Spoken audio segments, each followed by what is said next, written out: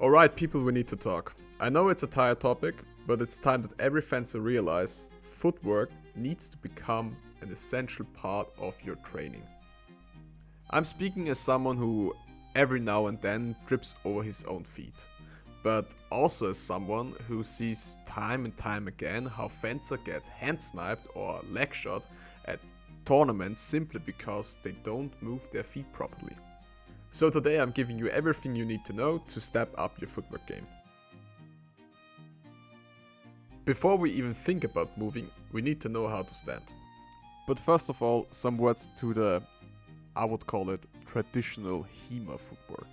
I keep seeing the same stance in YouTube videos and across different clubs. It's not wrong, you will find it in lots of historical illustrations, but in my opinion it's not the most efficient. Then there is the stance from Olympic fencing, which works great for moving forward and back, but isn't ideal for HEMA since grappling isn't a part of Olympic rules.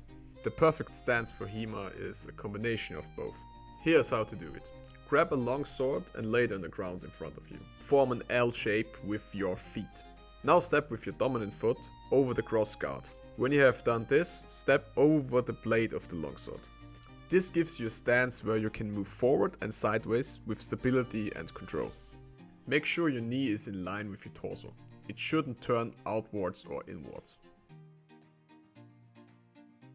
We break down footwork into 4 directions: forward, backward, left and right. To move forward, push off with your rear foot, then land with your front foot. The front foot's only job is to provide stability. You may ask why to push with the back foot. In case your opponent is moving at the same time, you are able to retreat quickly. The problem is, if you're already moving with your front foot, you first have to pull your weight back before you can push off again.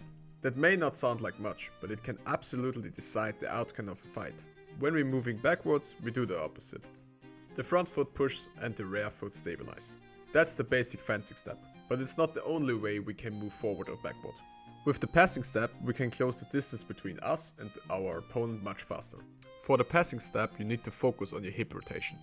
Try to lean into your hip when moving forward. When done correctly, your end position mirrors your starting stance. You can of course mix and combine both of these techniques as you need it. When moving sideways, we separate between small and large steps. With small steps, it often makes sense to lead slightly with your front foot in the desired direction. This is often useful when your opponent shifts slightly to the side, or if you're aiming for the hands or the arms to get a better angle. When you need to take a big step, it makes sense to use the back foot. Depending on the situation, you can also combine both steps. When you're stepping backward and sideways, use your rear foot to maintain balance and avoid twisting your ankles. When we want to close the distance quickly, we have different options. Let's start with the lunge. Unlike in Olympic fencing, I don't recommend completely extending the lunge. The reason for that is stability.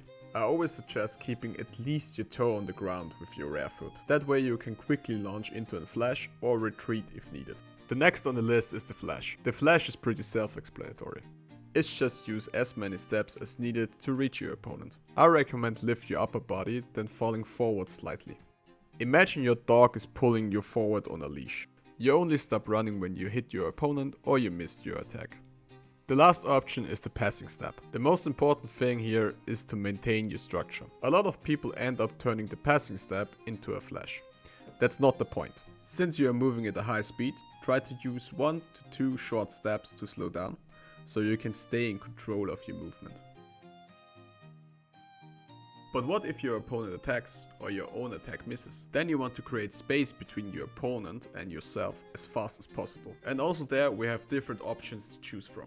What matters most is that we don't just retreat, but also maintain our structure, because the structure is what keeps us stable and ready to respond. For the first option we have quick fencing steps backwards. Sounds very basic, but in stressful situations people often tend to forget it. For our second options we have stepping out of line. By stepping out of line, your opponent's blade has to travel much farther, what might put you in a position where you're out of reach of your opponent's blade. If they turn to follow you, they might lose some time, what gives you a chance to reposition. Even if it's just a small amount, HEMA is a fast sport, and anytime you can gain might win you the exchange. The last technique isn't actually footwork.